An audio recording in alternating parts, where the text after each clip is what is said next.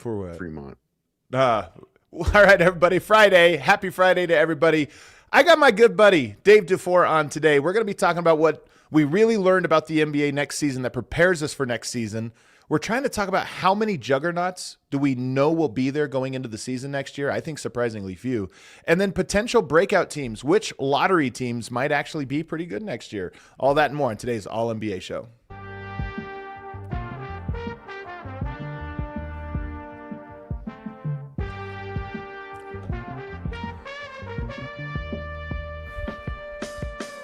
What is up, everybody, and welcome to the All NBA show powered by FanDuel, America's #1 sportsbook. Get started with $150 in bonus bets if you win your first $5 bet at FanDuel.com/AllCity. I'm your host, Adam Mares. I'm joined by a new esteemed guest colleague today, Dave DuFour of the Athletic NBA Daily Show. My old pal, my good buddy. How you doing, Dave? Fantastic, man. Just back from the Western Conference Finals and the finals, being on the road. Been nice to sleep in my own bed, pet my dog. It's been great. It's been great, man. This is what the offseason is for. Rest and recovery. Getting back into it. Actually, there is no rest and recovery because the finals just ended less than a week ago, and we're already like full steam ahead with draft, offseason, everything else. I will have Mark Stein over the weekend, which should be great. You're going to want to catch that one. It'll be Sunday night, and we'll get the latest. Hopefully some things start to pick up traction by then, but even if not, it'll set the table for what should be a very eventful draft week. Dave, though, we're talking – I haven't had a chance to really wrap up the season and give some thoughts, and I thought we would start today by just talking about the overarching takeaways. And I think that the playoffs always reveal what direction the NBA is going because that's where the trends are. And I feel like there were more trends than ever this year. I actually feel like the NBA shifted a lot throughout these playoffs. Like the landscape of it shifted, but also the style and what is important shifted. Just an early feeling. Do you agree? Do you feel like the NBA went through a transformation over the course of this Knicks run? Possibly. You know, I think when you watch the way the Knicks adjusted styles throughout the playoffs, they didn't just play one way. Yep. That's a big thing, you know, and then obviously the last few years has been about depth, and they have a lot of that, which allowed them to push a lot of buttons. I actually wrote about this for The Athletic. It's coming out soon. Mike Brown played 59 different lineup combinations in 5 games. Some of those 10 seconds, you know, Jeremy Sohan, get out there and guard Wemby for the last 10 seconds. Biggest play of the close it out for us. Right. I mean, but a willingness and ability to do that. It's a combination of the depth and being able to play multiple styles. You know, famously the Knicks kind of switched things, had Cat become the hub of the offense during that series with the Hawks. And then when it didn't work against the Cavs in game 1, they switch it up midstream, go back to the old style and come back from 22 down. So, you know, that and then the veterans having so much resilience really was the story of the Knicks playoff run. But I think that sort of flexibility from a coaching perspective and from the players, you know, it's almost like saying, hey, the NBA now is about buying in, but that's maybe what it's always been, but never to this degree. That was a team championship. As much as we're going to kind of talk about Jalen Brunson being this amazing player, that whole team really checked the ego at the door and made things work. And I think that's something that we've seen out of the Thunder and we've seen it out of the Pacers. I think that's the story of the NBA going forward. I think the way I would frame it, because you're touching, I want to come back to the coaching part of this because I actually think it's the most interesting part. But what you're touching on is that it's not necessarily that the game is evolving. It's that the game has all these principles that through eras and everything else are true. And some of them are about sacrifice and versatility or this or that. But it's that the weight of those things shifts. So sometimes, even though all these things are true, sometimes it's more true or especially important to be able to be flexible as opposed to principled. And it's why I think the coaching part of this is interesting because, yes, players have to sacrifice. Players have to adjust. That's one of the stories. But I think it's almost in some ways more difficult for a coach to go away from what they would consider principles. A lot of coaches have just beliefs. And it's funny that Thibs is the guy that got replaced, a great coach in his own right. But you would, if you put like on the principled and rigid, like the positive spin is principled, right? Like I have principles that I believe in, but the negative spin of it would be rigid, inflexible. And then you have the, like, I have no ideology. I just adjust to everything. if you put that on a spectrum, Thibs is probably fully on the principled side. He has a belief about what wins games, what your identity should be. And it's like, whether we fit that mold or not, we're going to try to bump up against it. But I do think that we're shifting to an NBA where there's so much parity and so many different styles that you have to beat, that you're going to have to be flexible in your own principles and say, okay, in this series, I might need to lean a little bit more on this. Even though I really value this thing over here, I have to lean in a little bit more to transition and away from defensive rebounding or something like that. And some coaches are not designed for it. And I think that might become a big story in the coming years of coaches that are not able to abandon their principles when they're needed. Well, I think Mike Brown is such a great story in his evolution as a coach. I remember the last time he coached as a head coach in the finals, and I said, oh, this guy's maybe he's not a head coach guy. Maybe he's not a championship level head coach. Maybe he is just the best assistant coach you can have. And then he was a great assistant for the Warriors. I mean, he got coached them as a head coach for a while. And he clearly evolved as a coach. Clearly, he learned how to delegate. I mean, his whole staff had responsibilities, and he got to manage the team more like a CEO. You know, Steve Kerr has been really good at this. Manage the egos, manage the players, and then have principles, but be willing to throw those out the window when they're not working. And when you watch the finals and you see the difference between the Knicks and the Spurs, I think Mike Brown's experience was such a leg up for the Knicks. Yeah. What Mitch Johnson was dealing with. And if you think about it, the Knicks really played complete basketball. They're good in transition on both ends, right? They're a good half-court team. They're great on the offensive glass and the defensive glass. They obviously, this is one of the best defenses I've seen have a playoff run ever. They were fantastic. And for the Spurs, they didn't have that half-court offense. They really could only get stuff going in transition. Yeah. Their transition defense was a little bit shaky in this series. You know, their transition offense wound up being shaky in this series. So I think that the Knicks just being good at everything, and I know, hey, if you're good at everything, you're probably going to win a lot of games, but it takes a lot to be that. And it takes a coach who's focused on all this stuff. And I just think Mike Brown is it's Mike Brown or Jalen Brunson for the best story of the playoffs. And I agree. I said that even on this very show. I think those are my two big stories for the on the Knicks side. But it is funny. I love that you kind of put the in there, because everybody always loves the defense wins championships, and that's because most good teams play offense already. Right. The real axiom is offense and defense wins championships, but that's not nearly as catchy. I like this note though here. Somebody says in the chat, it says that Thibs laid the foundation for Brown to build off of. And I think this is true. The same way like Mark Jackson and Steve Kerr had this, where it is an interesting thing to think. If you come in as a coach and are building a team up and you're too flexible from the get-go, do you have an identity? Do you have a foundation? Because you're trying to do everything. Sometimes you have to come in and anchor things in. This is who we are. We're defensive and we're gritty and we play our guys a lot of minutes. It's a small rotation and we win with the thing we win at. And you almost have to establish that before you can become versatile and say, now we're able to break away. So I would agree about this Thibs point. I just think that there's also equally true to say that it, in my opinion, ran into a ceiling that then required for them to be able to pivot to something else. And if Mike Brown would have built this team from scratch, I'm not sure it would have come this way. I mean, maybe it would have. But he did a great job. But I do think it's an interesting concept that the Knicks solidified a core identity before building on top of it the versatile identity. Yeah. And Tom Thibodeau, by the way, should maybe get a ring just because the Knicks look like the most well-conditioned team in NBA history, right? Like these guys never get tired. Yeah. No, I'm not one of those guys. I mean, look, I just think, you're right. Mike Brown wouldn't have built this team, but also Tom Thibodeau wouldn't have found the Jose Alvarado minutes that saved them in game 4. He wouldn't have found those Jordan Clarkson minutes to help them survive that 1/3 quarter that they weren't seeming like they were going to get out of. A lot of times the coach's job is to get you to we got to survive this possession. And I don't think Tom Thibodeau was built for that. It was always, we got to win this possession. And there's a difference there. Sometimes it's just about eking out enough to get through, get my guys back in there. And when you have a starting lineup that was as dominant as the Knicks starting lineup was, I mean, they were plus 22 net rating in the finals. You just got to survive sometimes and get your guys back out there. And they also play a 48-minute game. I'll say that about Mike Brown. They had a game plan that was 48 minutes long, not 36. that was the difference in the finals too. And that core, that closing lineup, or that big lineup that you just said won all the minutes, that is part of that identity that we talked about. Now you know who you are, but how do you get away from that in a way that still serves you? The Knicks did that. Here's another big. Sorry, wait. They thanked Porzingis at the parade. This is a comment in the chat. I didn't see this. That is ridiculous.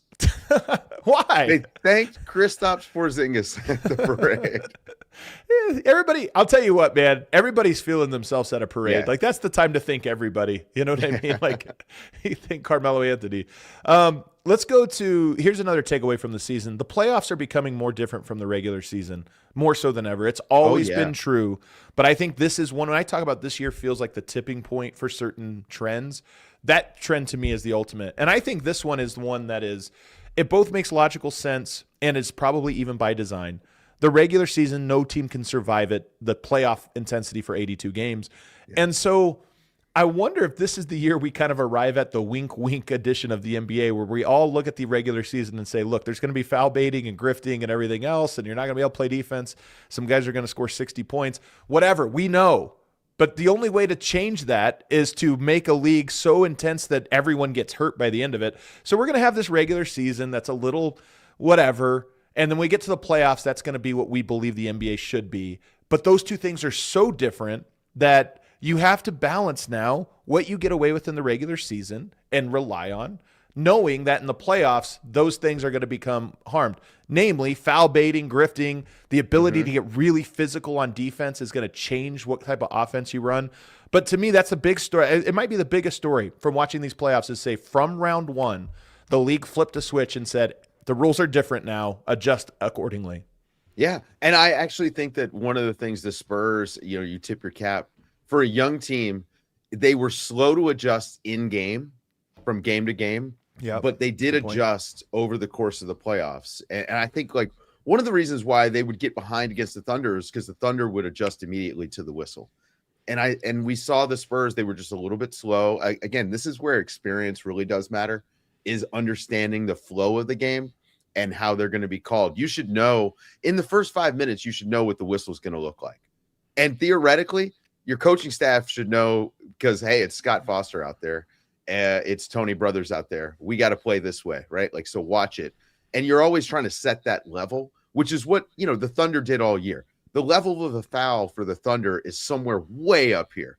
They're fouling so much on every single play. And then when you get to the playoffs and that whistle was different. Sometimes I thought the whistle was tight on the Thunder. Some of the stuff that they were able to get away with, especially the, freedom of movement stuff that they would do, where they grab a guy, they grab the jersey. They were calling that in the playoffs, which I thought the playoffs were well officiated for that reason. You couldn't really just slow a guy down. You could get physical, but you couldn't grab. And I think that took the Spurs a little bit longer than everybody else. But, the talent just wound up winning out for them. The difference between the regular season and the postseason, though, from officiating standpoint, like, isn't this a problem for the NBA that we all just kind of go into it knowing, hey, it's two different sports. Sorry, it's impossible to play the game this way, the way that you actually want it to be played. We just can't do it. Isn't that the problem? Isn't that why they should consider maybe just shortening the season so we get a consistent product? Does it matter though? I mean, part of me doesn't mind it. I don't mind that there is a little bit of the regular season can just be a little bit different. I'm one of the guys that actually likes playing all these games. I do wonder if the human body can handle the direction where the league is going. And I do think they got to make some rule changes, man.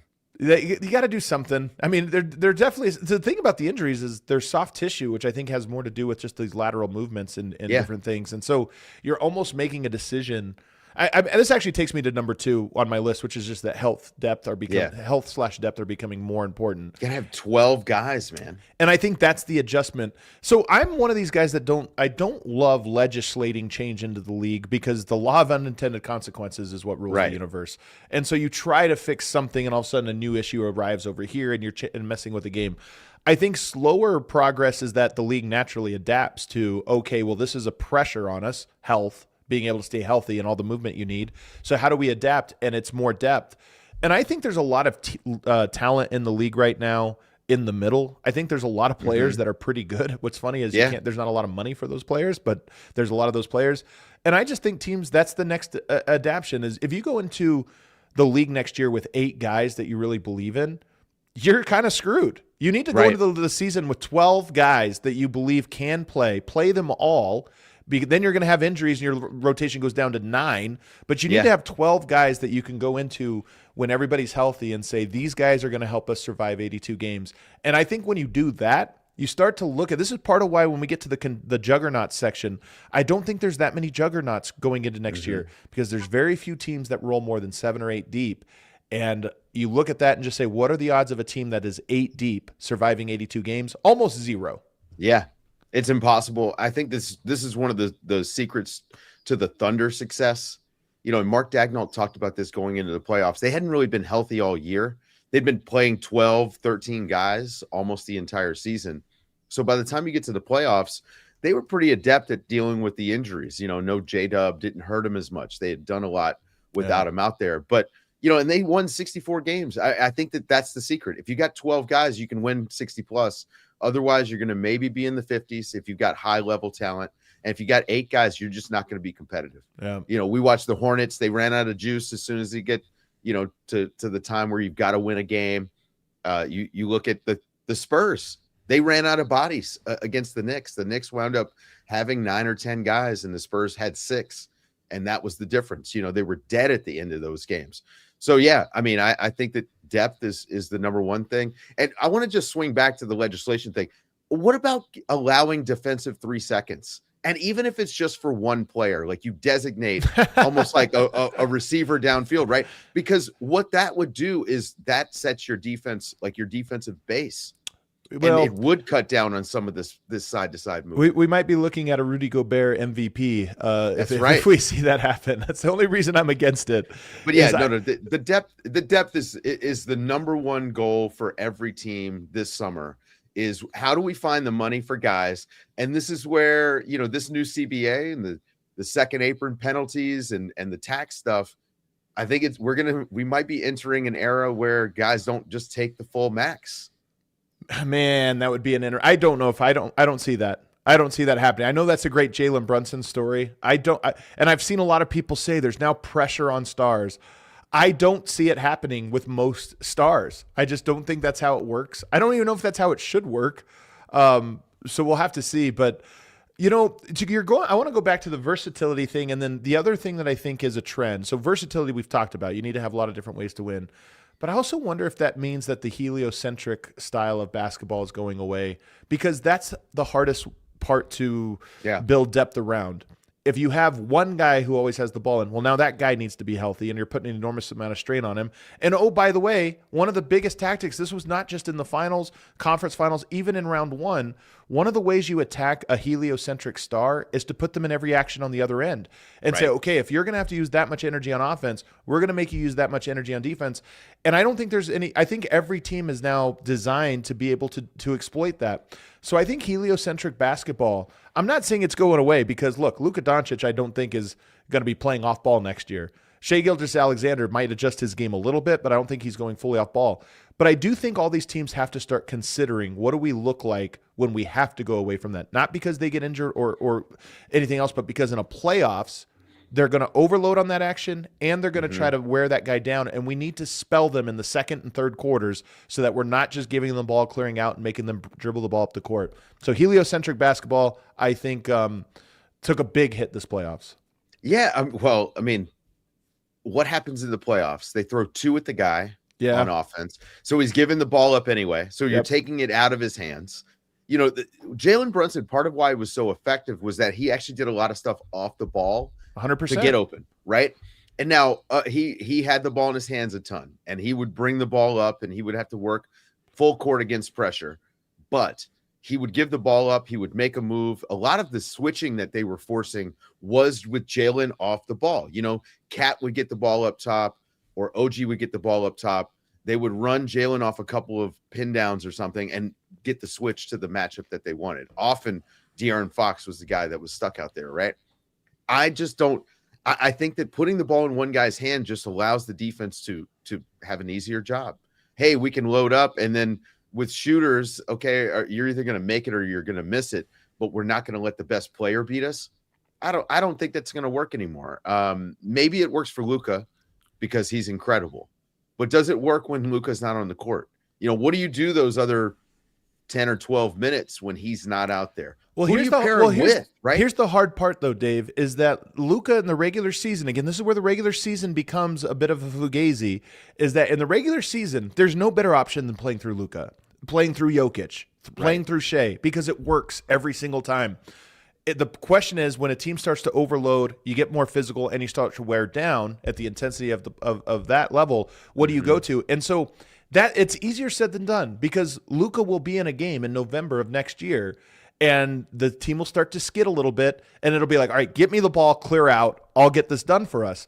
And I'm just saying that doing that throughout the course of a regular season too many times is going to lead you to not being versatile enough for the playoffs. Right. And that balance is going to become a fascinating one. Jalen Brunson, part of what makes him incredible is his willingness to do what he did this year and sacrifice a lot. We just almost never see a player adjust their style when they've had the degree of success that Brunson had coming into this year.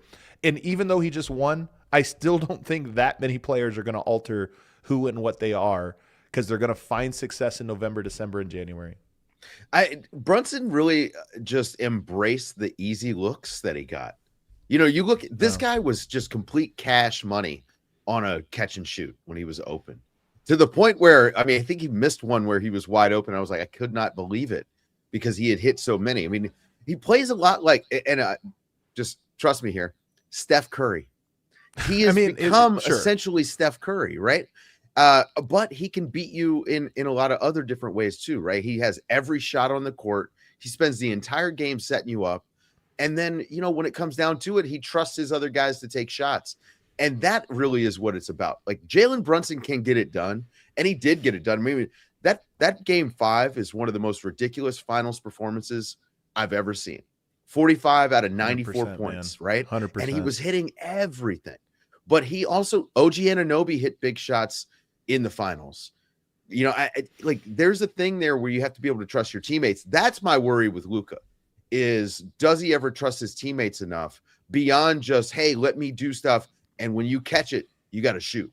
Yeah. Sometimes I think he needs to work for them away from the ball, make things easier, drag defense, you know, drag the attention away from the basketball once. Yeah. I don't know. I mean, try it out, right? I mean, it's a big thing to ask, and we're going to see. I'm so curious which superstars kind of adjust to that, because there's a lot of these heliocentric stars that are so good at what they do that I don't know if that's the lesson they're going to get. I think the next couple things, ball handling and on-ball defense, these go together. On-ball defense is just, as we mentioned, with the increased physicality, but I also think there's a lot of great on-ball defenders coming into the league over the last 5 years. So you have these elite on-ball defenders, and some teams, the best teams, have several, 5 or 6 of these guys. And so the result is that you need to have great ball handling. And you mentioned Alvarado. What's interesting to me is that's what he provides. He provided an extra ball handler. And I think that is something that teams are looking at. I'll just go ahead and get ahead of this one. I think shooting might be becoming slightly less important. Not that it's not important, but I think the mold of the 5 years ago was you have these stars, this is our identity, now just surround them with shooting. And I think now shooting becomes one box, another box is ball handling, and another box is on-ball defense. And you're just not looking for just a pure shooter. You're looking for guys that most check those 3 boxes in aggregate. And so I think that those 2 things, on-ball defense and ball handling, are skyrocketing in importance. It was 2 dribbles and a decision for a long time, the Danny Green years, and now it's 3 dribbles. Like, you have to be able to make a move. Right. I don't think that those guys grow on trees. Jose Alvarado as a release valve ball handler, we used to think about a shooter as a release valve. Right. But you actually, because of the way that the pickup points in the NBA are 75 feet now. If you're a primary ball handler, the defense is picking you up somewhere between half court and the 3-point line on the opposite side, almost every single possession. And so that wears you down. It's not just the slow dribble up the court like we grew up with, where there was just no pressure whatsoever until you basically hit the 3-point line. Like, think about how easy it was for Magic Johnson. Yeah. Nobody's guarding him. It's kind of turn your hip and just go the whole way. Right. Yeah. And now it's full pressure. Sometimes if you look at what the Spurs did in the finals, and obviously this is a different thing, but the Spurs would have, Carter Bryant's going to be on Jalen Brunson until he gets to half court. And then they're just going to switch it to the primary defender. That's something we've never seen before. Just to have like a bulldog on a guy whose job is just to wear him down. And then you get off ball and you get to go guard the corner. It's actually hilarious to be able to do this strategically. Yeah, but this is where Jose Alvarado was so valuable, especially in that one game, because the ball pressure was really wearing out Jalen Brunson. You get another guy out there who could threaten the defense, and then he just wasn't scared to fail. He took the floater over Wemby, which is ridiculous. And, he hits that big three. All of a sudden, they've got momentum. Yeah. And it doesn't happen if he can't put the ball on the floor. And so I actually think dribbling, ball handling is the single most valuable skill. And if you can create a shot out of it, like that's always been number one. The defensive stuff is funny because I think schematically we've gotten to a point where there's so much help on every given play that you have to be abysmal at this point to get targeted. Jalen Brunson can't be targeted because he's sturdy, he holds up. And when you watch him on the defensive end, like he always does his job.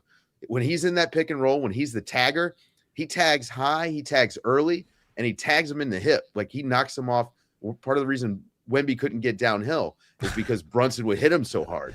So, I just think we're getting into a point where really it's a coach's paradise from a game perspective, where as long as you've got guys who can do things, you can put them in these different positions and just see what happens. I mean, Mike Brown he has opened my mind up to what coaches can evolve into.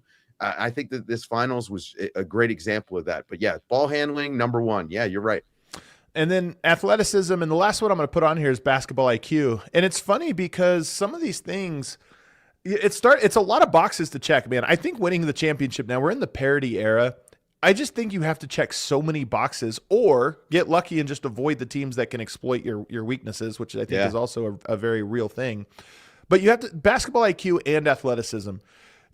It's rare that you get both of those traits from role players. Like if you have both athleticism and basketball IQ, you're on the star track. But I feel like actually what you're going to need is both of those things from your role players, because that's what's being required for you to be able to guard the type of ways that we're talking about, the schemes, the amount of adjustments, and then be able to make plays. So all of those things to me are coming together in a way where I look at the league and I go, building a team that checks every box is becoming near impossible. And the teams that do it, I don't think it's a coincidence and should be lost on people that the Knicks only won 53 games this year and then dominated the playoffs, because I think it might take 82 games of ups and downs to become the team you have to become by the playoffs. And that requires the athleticism and basketball IQ coming together for you. I think that this has always been the case. We just are used to these juggernaut teams that win 65 games and then they go in the playoffs and crush because they have a talent advantage. Yeah. But if you think about the Bucks team that won the title, for the couple years before that, they failed because of their lack of experimentation. I could say the same thing about the Nuggets. I could say the same thing about the Celtics. Not experimenting enough during the regular season. I'm not saying punt. You should win 50-plus games. If you're going to be a contender, you got to win 50-plus games. You need home court advantage in the playoffs. But you don't need 65. You probably need to just have a couple games that you lose because you're trying stuff out. Yeah, totally. Different lineup combinations. We talk a lot about rest, but we don't talk about functional rest where, hey, we're going to try to win a game where Shai Gilgeous-Alexander sits. Yeah. And how do we do that? What does that look like? What do the rotations look like? Because at some point they're going to have a playoff run where he sprains an ankle or breaks a pinky or something like that. And you don't have anything to go back to.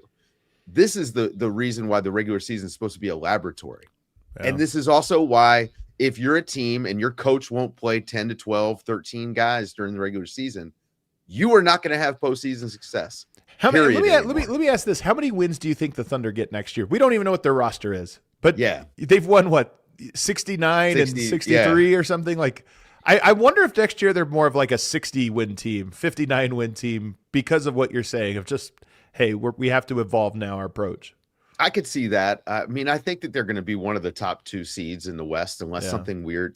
Let's see what Minnesota does this summer. Let's see what the Lakers do this summer. Yeah. The Nuggets, obviously, I think have an interesting summer coming up. I just mean how hard do they press and how much do they experiment? Because and that's really what I'm getting at. Though, right? So they might win it anyway. Have the bodies, right? Yeah. They've got the body. I mean, AJ Mitchell, True. plays there.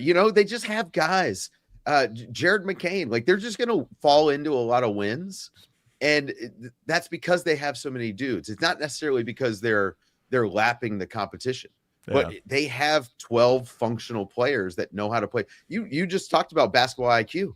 This is one of the highest basketball IQ teams, especially at their age. And the age is helping them win a lot of games, right? They execute, man. They've got better legs than everybody. Yeah. I think 30 is now old in the NBA. 30, you're old. If your team, your body can hold up and you can play like LeBron into 42, but the point, what you're saying is the speed and just energy, the energy it takes is now like 30 and below. I think now it's 25 years old is what you need a team full of 25-year-old guys, and they can play through mistakes. Yeah. I mean, it's a totally different world than it was, even like 5 years ago. Yeah. The pace right now is so high that the defensive ball pressure is so different. Yeah. It's a young guys league. All right. Well, the last thing I have, and then we have to take a break, of things that I think are becoming less important. And this one's weird. So we talked about shooting. We talked about heliocentric identity. The last one is home court advantage. And I don't know what to make of this one, but you've seen all the statistics. The home court teams didn't fare well in the playoffs this year. And it's kind of a trend of the last 10 years or so. And again, this plays into the regular season dynamic. I don't know why this is the case. It's possible it's just noise. But it does feel to me like breaking your back to get home court advantage almost seems like a fool's errand when we know how important rest and depth and versatility and all these other things are. And all these teams winning on their home court to me is it should be noted by all teams. Well, you said it was noisy, like a noisy stat, but what if it actually is about the noise? You think about the Knicks going back for Game 3. And all the hoopla and all the media responsibilities and, hey, we got to go do our podcast now because we're in New York. You know what I mean? Like, what if that's what it is? Because on the road, you get to be more like basketball monks. I love this take. I don't think it's true, but maybe. I'm not sure, man. But there's a lot of media responsibilities when you're at home. There's family responsibilities when you're at home. But that's always been the case. I mean, to some degree. And only recently. But now, like, the podcast stuff is new. The overwhelming amount of media appearances and stuff like that are fairly new. I just maybe these guys being on the road, being a little bit more monkish, I think maybe helps them. I mean, I've watched that James Dolan speech. I know those guys weren't doing anything for 10 weeks. There's not as much fornicating on the road, I guess. Yeah, that's right. To Dave. Well, not now. Let's take a break. On the other side, I want to get into our headline topic, which is, of course, looking ahead to say which of the teams that were not good this year could take a leap. Kind of like Charlotte. Charlotte didn't quite get as far as we wanted, but is there a team that's about to surprise everybody next year? We'll debate that on the other side. World Cup. I know I am. The biggest stage in world soccer is here, and every goal changes everything. Now, FanDuel is giving you a reason to root for every single one, including every goal pays. Bet on a match and get bonus bets for every goal scored in that match. That's right. The more goals means more bonus bets, and all you have to do is turn on your token. World Cup is so fun, man. I'm not even a soccer guy. I'm the least soccer guy. Dave's a big soccer guy. I'm not a big soccer guy, but man, the World Cup is just a blast. From the opening whistle to the final kick, let there be goals on FanDuel. Visit FanDuel.com/AllCity to get started now. Must be 21 or older and present in select states. For Kansas in affiliation with Kansas Star Casino. Or 18 plus and present in D.C. First online real money wager only. $5 first deposit required. Bonus issued as non-withdrawable bonus bets, which expire 7 days after receipt. Restrictions apply. See terms at sportsbook.fanduel.com. Gambling problem? Call 1-800-GAMBLER or visit fanduel.com/RG. Call 1-888-789-7777 or visit ccpg.org/chat in Connecticut or visit mdgamblinghelp.org in Maryland. Hope is here. Visit gamblinghelplinema.org or call 800-327-5050 for 24/7 support in Massachusetts or call 1-877-8-HOPE-NY or text HOPE-NY in New York. The playoffs are all over. The season is over, but the offseason starts immediately. And on Kalshi, you can trade on everything from the number 1 overall pick. You can trade on where stars like Giannis are going to end up. You can trade on next season's champion. You can trade on the MVP, which we're going to talk about here in a little bit because I think there's an interesting angle on it. Right now, AJ DeBonsa, despite all of the rumors that Washington has an open, they're not sure who they're going to be picking number 1. AJ DeBonsa is still trading at 75% to go number 1. Darren Peterson, 25%. Cam Boozer, 2% for some reason. I think that's interesting. The market has not moved that much since these rumors came out. It's moved about 8%. I guess a meaningful amount, but not that much. On Kalshi, you're trading against peers in a live market, meaning there's no house, and as the probability changes, you can buy in and out of your position. For a limited time, download the Kalshi app and use the code ALLNBA, all one word, ALLNBA to get $10 when you trade 10. KALSHI, Kalshi. Trade on anything. 18 plus only. Restrictions and eligibility requirements apply. Event contract trading involves risk and may not be suitable for all investors. Prices, values, and available markets may differ from those mentioned. For more information, see kalshi.com/regulatory. All right, back here, segment 2, All NBA Show. I'm with my buddy Dave DuFour, and we just talked about what we learned from last year, but let's look ahead now to juggernauts for next year and breakout teams. And I'm going to start with juggernauts. I think there's only 2 teams that I feel confident enough saying next year I think they will be juggernauts, and that is the obvious ones, the Thunder and the Spurs. Yeah. I don't think there's a single other team that I would look at right now and say I feel very confident they're going to be very good next year. You know, let's see what Detroit does. If they can add something. Were they great this year? They had a great defense, and their offense was just enough. And I think that they are maybe a player away, right? Like, can they get a second fiddle for Cade Cunningham? And maybe because they play in the East. And so is an East juggernaut a juggernaut? I don't know. I mean, the Knicks were a juggernaut. It come playoff time this year. Right. They were not a juggernaut for a majority of the season. I look at the Pistons and say they had 2 7-game series to a team that ended up losing in the next round. Yeah. Not a juggernaut to me. No. I mean, but again, they have that defense that they can rely on. If their offense gets a boost, they can win a lot of games. Whether we feel like they're a juggernaut going into the playoffs or not, like I didn't expect them to get out of the first round this year, right? Their offense was just abysmal. But I'm with you. I think Thunder, Spurs, again, it's the youth, sort of the depth. And I think with the Spurs, they're going to be able to attract some guys that want to play for a championship. So they'll probably have the cream of the crop as far as the veteran guys that are looking for jobs. And that would help them. They've drafted really well, obviously. But I don't see any other teams built for it. You almost have to start the building for next season 2 seasons ago. And the Thunder and the Spurs are the teams that have done that. Well, this is the other thing I'm wondering about this summer. We are in a new era, and I don't think the average fan understands it, that this new CBA, every team is trying to adjust to it. There were early edges that you could get, like getting a bunch of draft picks right when they become more valuable. But in terms of what you just said is, I think it is hard to just hard shift turn and go from bad to great in one season. Yeah. And I think with the Detroit, I think Cade Cunningham is unbelievable. I thought their defense was unbelievable, but I never thought they were close to actually being able to win at all. And because of that, now you say, okay, you said they're a piece away. I'm not so sure. I think they're still an identity away. I think they know that they're around Cade, but think about how many lessons teams like the Knicks have had to learn over the years before getting there. And I just think they have a lot. So I would not put, I put them as a question mark here, but I don't think they're going to be a juggernaut. The Knicks, Dolan came out and said that there's some sacrifices. They're not going to keep spending like this.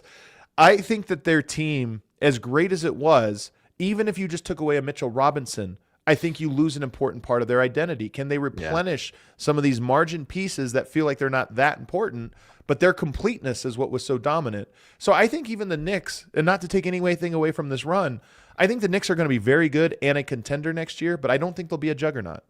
Yeah, I tend to agree with that. I think that it's hard, especially because that is already an expensive team. The money is working in the favor of the Spurs probably the most right now. So many of their key players being on rookie deals, and it's going to allow them to maybe spend some money. I mean, Julian Champagnie is probably going to get like $20 million this year, right? And they're still not going to be expensive. And the Knicks are already expensive. So that's going to be a hard thing. Like, how do they bring back Shamet, which feels like they may not?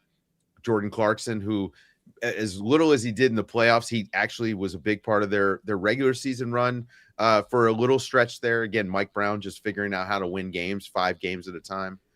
But I'm with you. I don't think the Knicks are going to have the juice for it. I also think after the run they just had, they probably shouldn't. They know how to win in the playoffs, right? Right. Yeah. That's the goal. Yeah. So you know what it's going to take to win in the playoffs. Get back to You just 53 gotta get wins. there.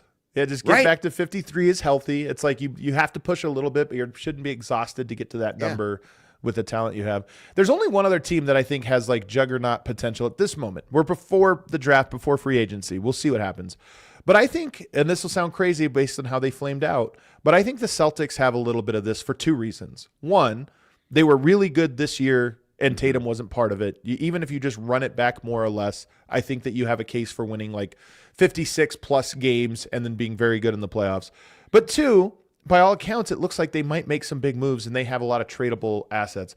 I think from where we're standing right now, this one we're more looking through a glass darkly, but I think that the Celtics are likely to be very good and potentially a juggernaut next year. Yeah, well, I mean, listen, we'll see what kind of moves they actually make. They need a big man. And if that winds up being Giannis, hey, that's a heck of an upgrade, but you're likely going to lose Jalen Brown. Hearing that Minnesota is interested in Derek White, which his defense is very important for what they do. So we'll see. But also Missoula's got some playoff questions I think he needs to answer. All of a sudden, Speaking of, came quick. It's not really all of a sudden, though. This was his third kind of high profile. This is fair. Right?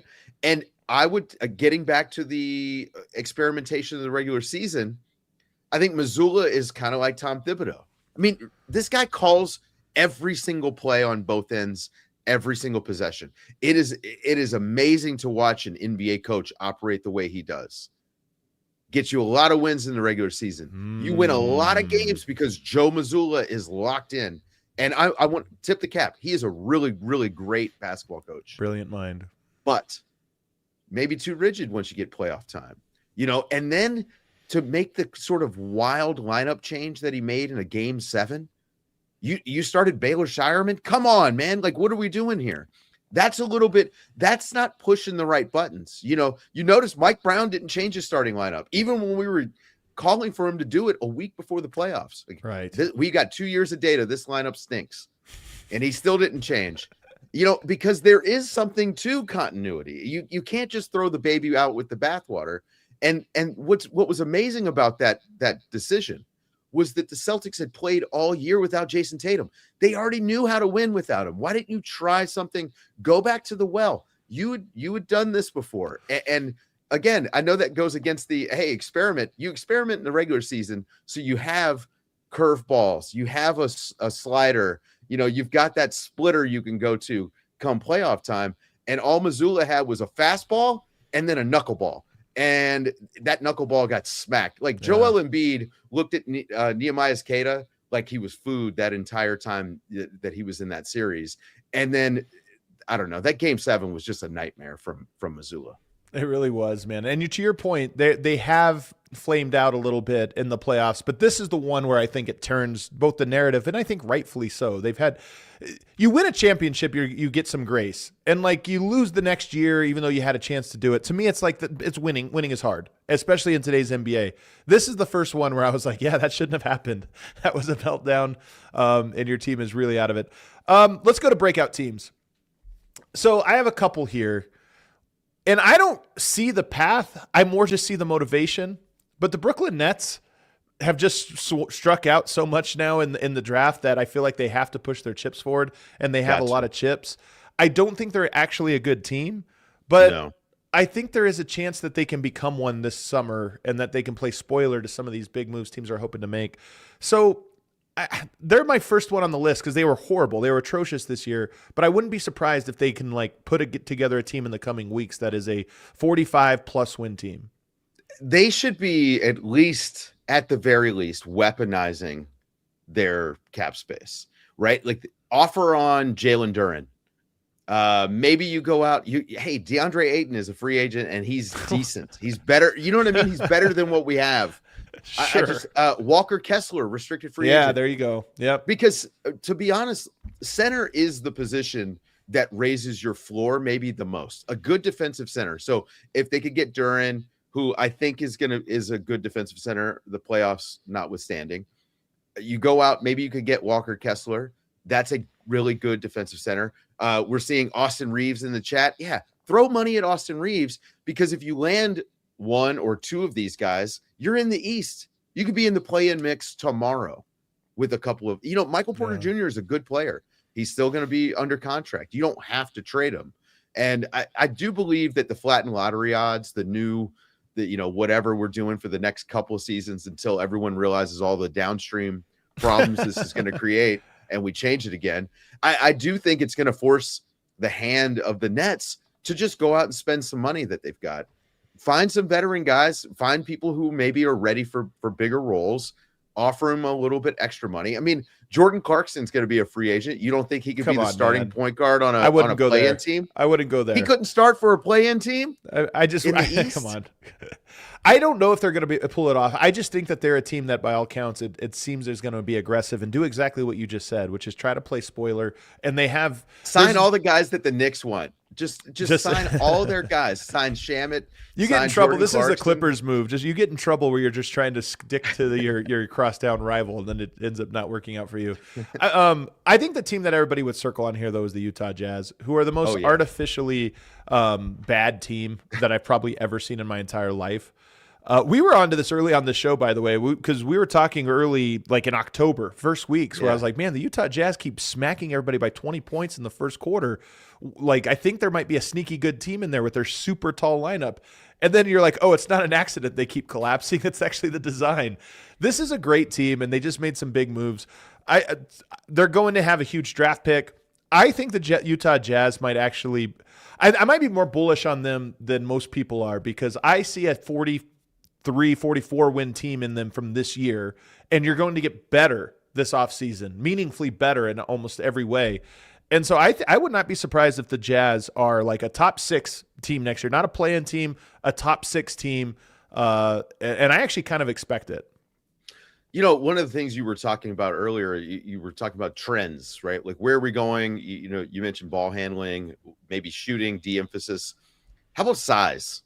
Yeah, just I think height all around. Having big dudes matters so much in the regular season for wins. And they're going to do Markkanen, they're going to do Jaren Jackson, and then if they can keep Walker Kessler, which feels shaky right now, I know, so crazy. They've got Walker Kessler.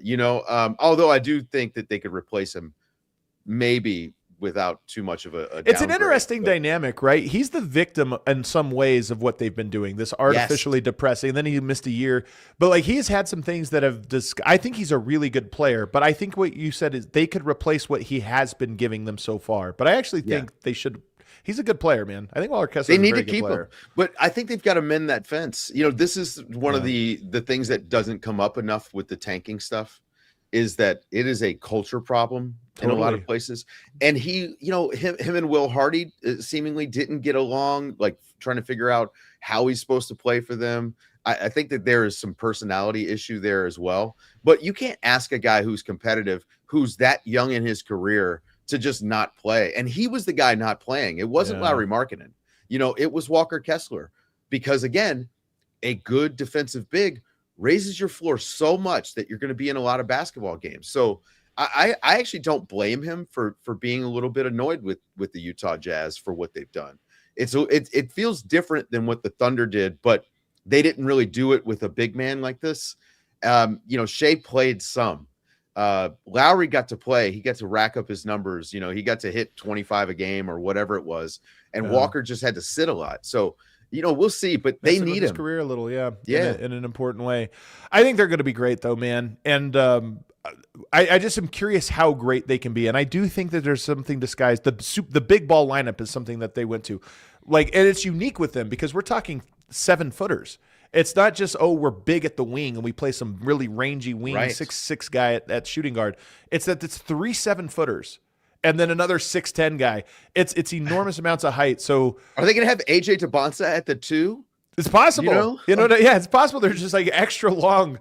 Even off their bench, they end up having too many guys that they're bringing in a handful of 6'9" guys off the bench. I think they're going to be really good. The Wizards are interesting to me because who knows? One, we don't even know who they're going to pick at number 1 right now, which is kind of exciting. I actually love that we don't know that. And then what are they going to do with Trae Young? We don't know that either. What are they going to do with Anthony Davis? But there's a world where I just look at it and say, okay, they have Trae Young, DeBanza or Peterson, Keyshawn George, who I think is very good, Sarr and Anthony Davis. That's actually enough good players. And we didn't even mention all the other young players that they have that I'm not super high on, but they have some of these guys. And I look at it and I go, again, it's the East. Anthony Davis is really good when he's healthy. Trae Young wins you a lot of games. And then you have these young guys that now get their job to become so much easier. I could see the Wizards actually being a very good, making a big leap if that's the direction they choose to go.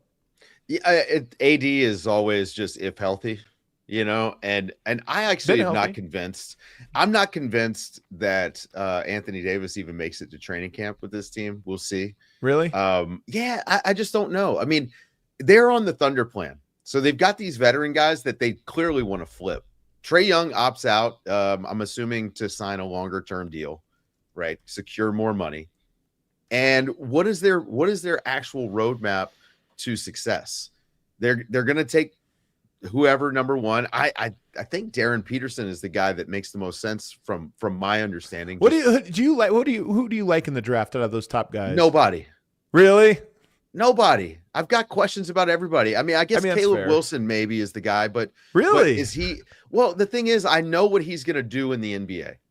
Darren Peterson. Nice to see. Yeah. If Darren Peterson's going to be healthy and play and not going to have any kind of weird stuff going on, he's probably the most talented guy. Boozer seems like the safe pick, but are you excited for a highly skilled 4-man? You know what I mean?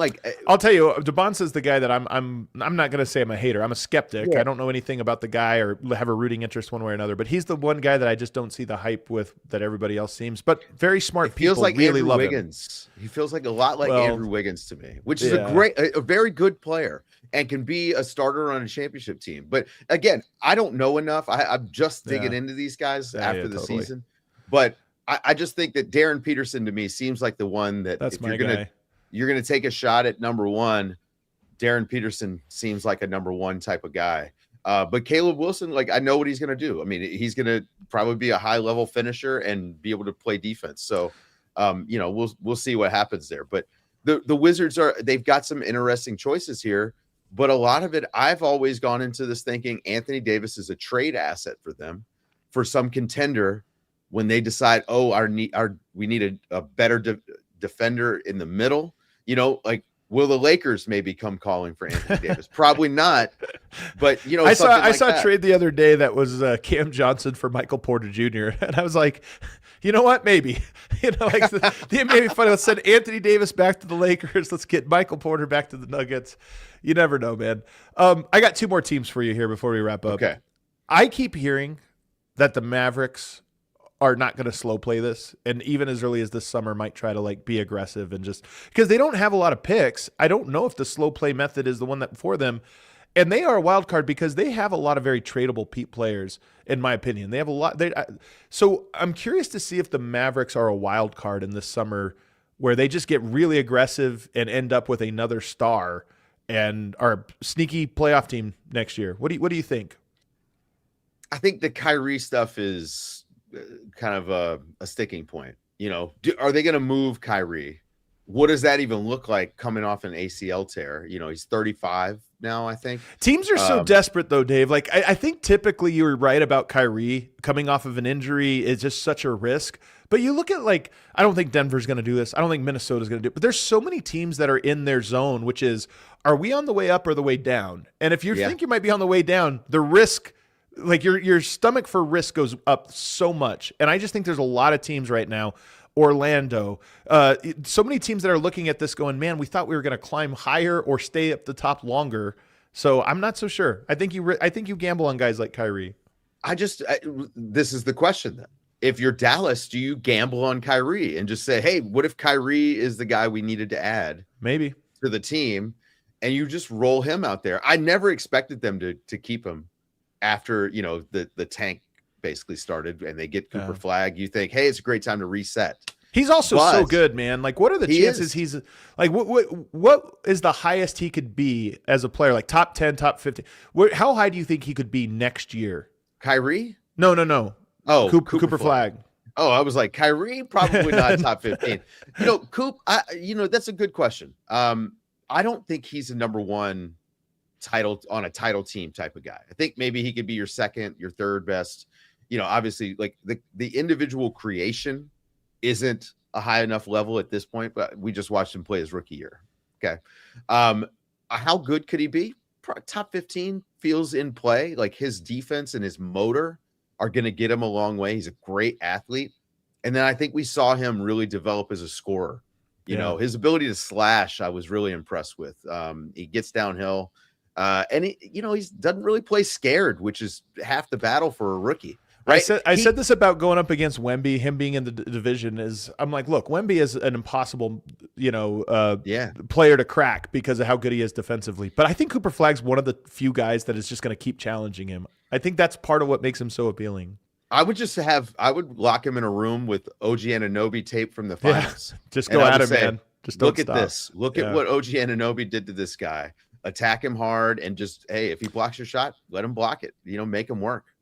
Dallas is just a team to me to keep an eye on because they are a team that could throw a wrench in the whole system this summer if they're super aggressive and they just throw their hat in the ring for a lot of the big. And I'm not even talking about just superstars. I'm talking about the high level role players that everybody is coveting right now. I'm curious to see what they do because I would not be surprised if they push forward. And then the last team I have for you is the Pacers. I mean, obviously we all know that this is a very good team, but I will say the question is how good will they be next year? This was a gap year.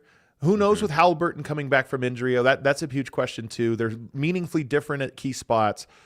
The Pacers are another team that I think everybody just says, okay, they'll be back next year. Maybe not. Where do you fall on that? I mean, I'm on the fence. I think the Miles Turner to Ivica Zubac difference is huge.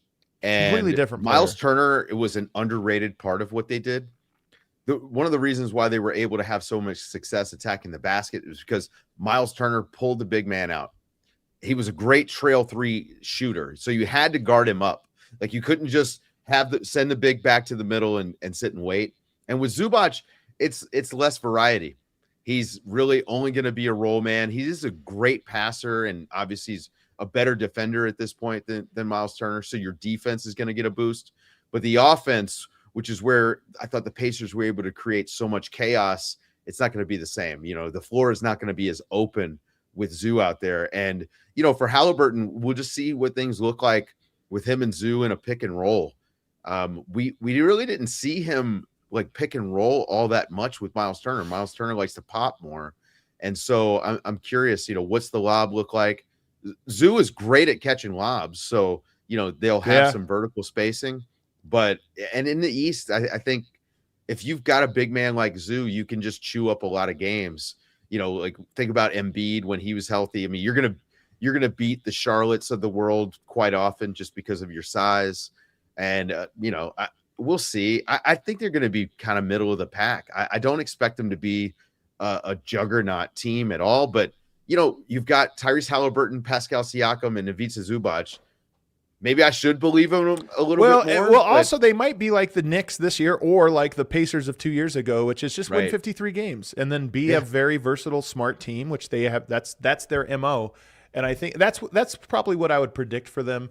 And a very their up and down. Their backup big man is going to be crucially important because Ivica Zubac can't give you 40 minutes. Is Jay Huff still under contract there? Do you know? I actually I like him though. He had a great year. Good. I think Did he was lead the league in blocks? I mean, he definitely was up there in blocks this past season. I don't know where he landed. Really because long. the regular season was 8 years ago. Yeah, it really was. They've got a lot of guys, right? Like we didn't talk about Nembhard, Nesmith. I mean, they've got bodies. This is again the blueprint to success is having 10 guys, but I don't know. We'll see. The league moves so fast, and you make one wrong move, and they may have made one wrong move. Yeah. Right. And who knows what happens there? I mean, there's a world in which they have the number 5 pick and the ability to maybe get a center.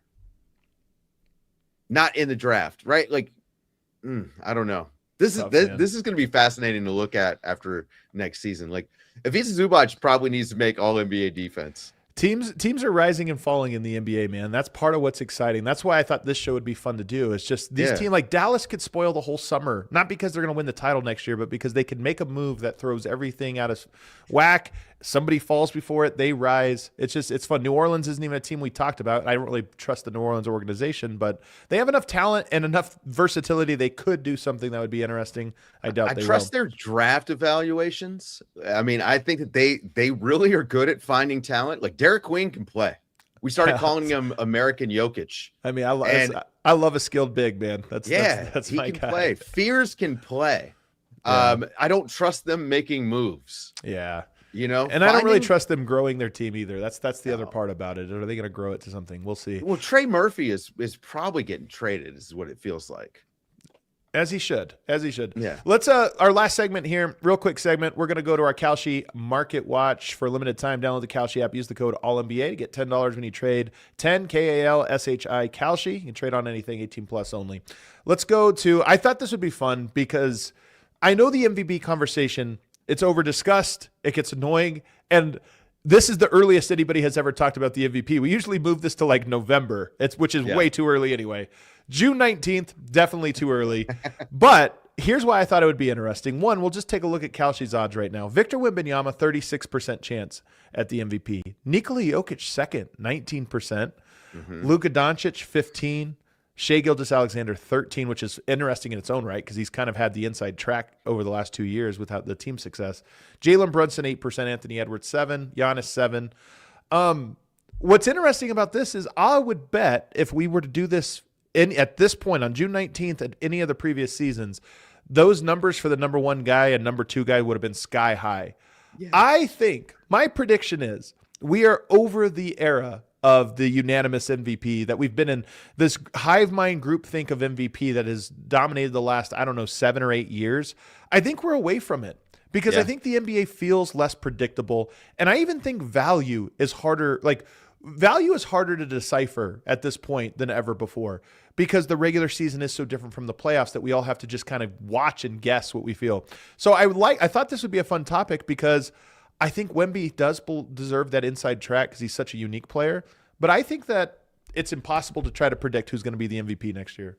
I think when you're going to be the unanimous defensive player of the year every year, it's going to help have a leg up on everyone, right? So like, true. I mean, he is the most impactful player to possibly ever play in the NBA because of what he does on the defensive end. On the defensive side, for sure. Yep. Right. But then he's not a bum on offense, right? Like he's a good player on offense and likely will get better for next season. So I think him as the favorite makes a lot of sense. I mean, Brunson's getting the finals bump. And I think that what you could say, if you point at Shai, you could say, number one, he just won the last two. So voter fatigue is at play. Always, man. I'm telling you, it's 3. Nobody wants to do 3. 2 in a row. Nobody cares. Yep. Nobody even talks about it. 3, it's almost impossible. So he's not going to win next year. And he also had I would say the bad PR playoff run. We were talking about how much he falls. Tom Haberstroh was writing articles about how many times he falls in a game, right? That he's toast. He's not going to win MVP next year. People are going to just say, oh, he's a free throw merchant, which is just false. The guy is like one of the most skilled guards in the league. He also draws the type of fouls everybody hates. Absolutely. But he's playing within he's coloring within the lines that the NBA have drawn, right? Like I can't blame the guy. It's like saying, oh, we're playing chess. You can't look at me or something. You know what I mean? That's not in the rules. I get that. I think Luka is a big one because if the Lakers are good, people want to give a Laker an award, right? Like he needs, and Luka's in the mix anyway. Half the voters are in LA anyway. So yes. Yeah. The Giannis being up there, I just do not buy. I think that's not going to happen. Those days are over. Yeah. Well, number one, he's an old player now, 31. He's getting these old man injuries. He's never healthy anymore. And we can say he's playing the game, but I don't think so. I choose to believe that he was actually injured. And we don't even know where he's going to go. Like if he goes to a team like the Rockets, let's say they keep KD, let's say they add it, he's not going to get any love for turning that team around, quote unquote. I just think that, his days are over. Jokic is the fascinating one.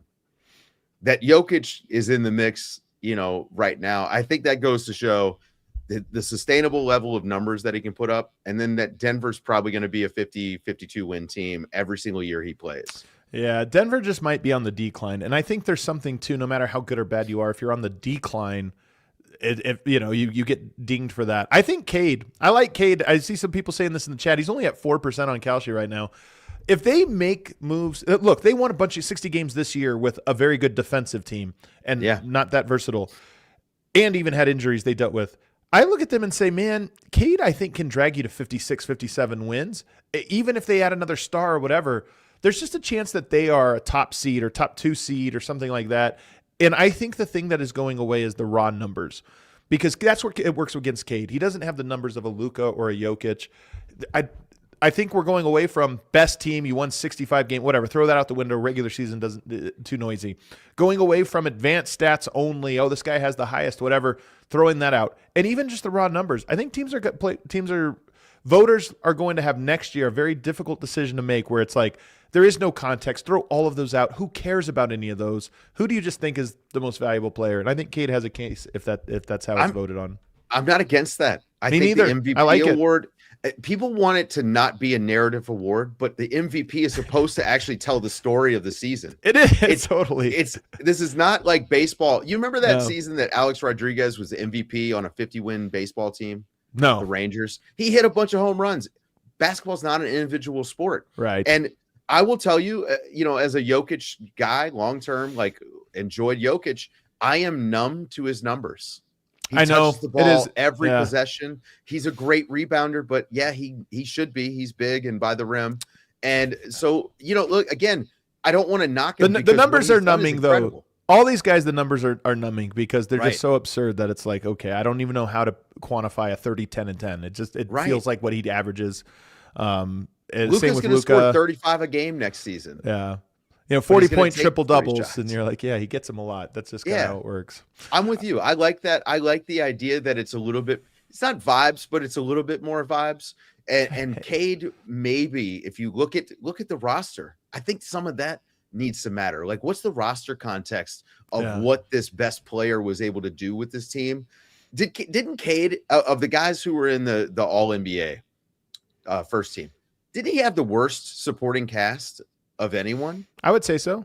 Yeah. And even in the playoffs, man, I mean, he kind of wilted down towards the end of it. And I think wore down a little bit. But even in the playoffs, in that first round when the whole team was struggling, he still had such command of things. As my camera is telling me it's time to get out of here. I have a camera. You can cue that outro music there, Atticus. I have a camera that lasts 1 hour. So I have shows that I can do for 1 hour. Once we get to 1 hour. They make these battery plugs. I have one. It overheats or something. I'm not a tech guy. You got to. They make fans for these cameras now, Adam. You have to tell me about this. I'm gonna have to get it on the other side. We'll talk about it. In the meantime, though, I'm heading up to the mountains. I'm going up to the cabin for the first time in quite a while. Can't wait. I hope everybody has a great weekend lined up. I am back though with Mark Stein over the weekend. He is Dave DuFour, the Athletic NBA Daily, and my guy, just my guy, man. Thanks so much for doing this. Everybody, hit the like button on the way out. Have a great weekend. We all silly like the mayor.